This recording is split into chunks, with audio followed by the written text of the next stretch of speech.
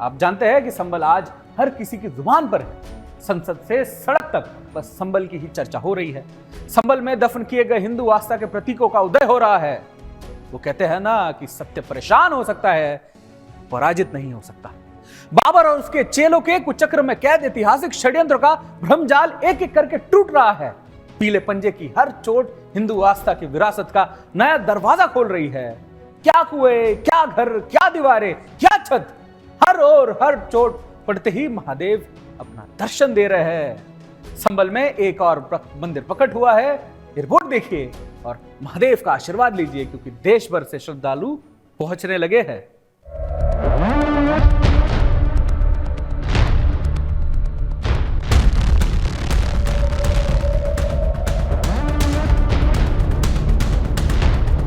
सालों से बंद पड़े हिंदू मंदिरों के खोले जाने का सिलसिला संभल में थम ही नहीं रहा।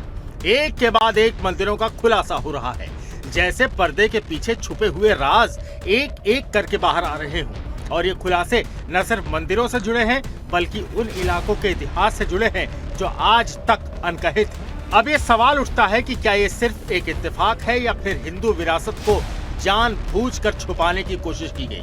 संभल के हयात नगर इलाके से एक और बंद पड़ा मंदिर सामने आया। इस मंदिर में राधा कृष्ण और हनुमान जी की मूर्तियां पाई गईं। ये वही इलाका है जहां दंगे के बाद हिंदू परिवारों ने अपना घर छोड़ दिया। आज भी वही इलाका मुस्लिम बाहुल्य है और अब यही मंदिर फिर से लोगों की नजरों में है। ये केवल मंदिर नहीं, बल्कि एक खोई हुई हिंदू पहचान का प्रतीक है। 46 सालों से बंद पड़ा कार्तिकेश्वर महादेव मंदिर, खग्गूसराय, हयात नगर, ये वो मंदिर हैं जो अब फिर से खुल रहे हैं। लेकिन सवाल ये है कि इन्हें सालों तक छुपाया क्यों गया? क्या ये मंदिर सिर्फ पूजा स्थल थे या फिर इनकी वजह से किसी को डर था?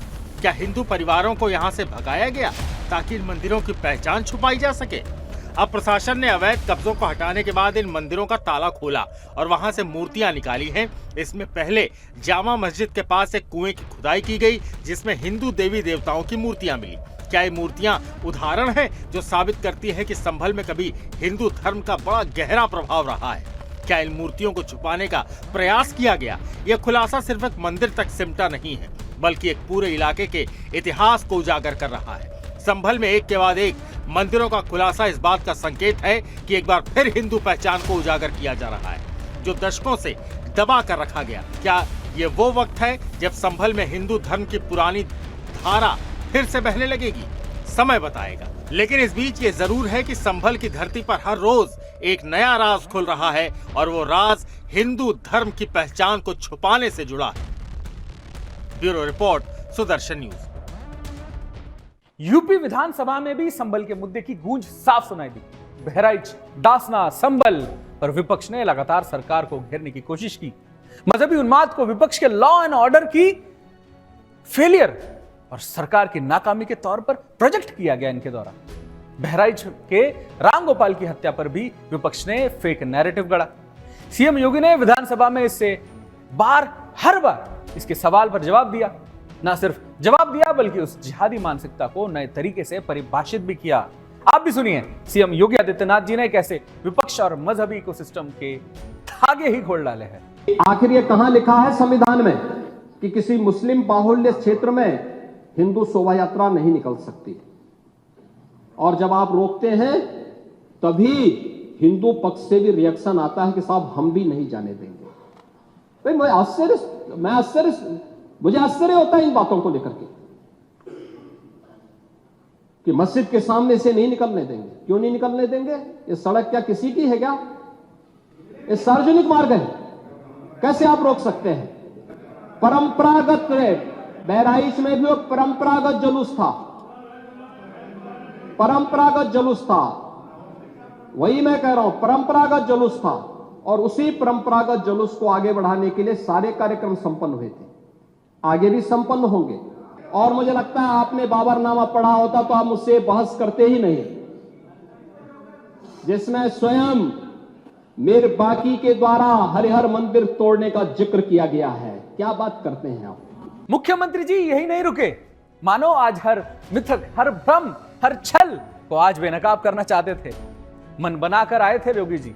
जिहादी मानसिकता को बड़ी बारीकी से रेखांकित किया सीएम योगी आदित्यनाथ जी ने। खुलकर कहा कि जय श्री राम से कोई नारा नहीं है, ये सनातन की आत्मा का प्रतिबिंब है। हर हर महादेव के उद्घोष से क्यों मुसलमानों की भावनाएं आहत होती है भाई? अगर अल्लाहू अकबर के नारे से हिंदुओं को आपत्ति होने लगे तो क्या करोगे? चलिए आपको दिखाते हैं सीएम योगी का आक्रामक भाषण। ये कहना कि उत्तेजक नारे लगाए जा रहे थे, जय श्री राम का नारा उत्तेजक नहीं है, ये हमारी श्रद्धा का नारा है, हमारी आस्था का प्रतीक है। कल मैं आपसे कहूंगा कि अल्लाहू अकबर का जो स्लोगन है ये हमें अच्छा नहीं लगता, नहीं आपको हम रोकें तो क्या आपको अच्छा लगेगा? नहीं आपको नहीं, मुझे मतलब होने की आवश्यकता ही नहीं, मुझे इसकी आवश्यकता ही नहीं, क्योंकि मेरी तो विरासत इतनी लंबी चौड़ी है, इतनी प्राचीन है कि मैं उस परंपरा को ही लेकर के चले जाऊं। मैं जय श्री राम का नारा, हर हर महादेव का नारा और राधे राधे राधे राधे के संबोधन से ही अपना पूरा जीवन काट सकता हूं। मुझे किसी और स्लोगन की आवश्यकता ही नहीं है।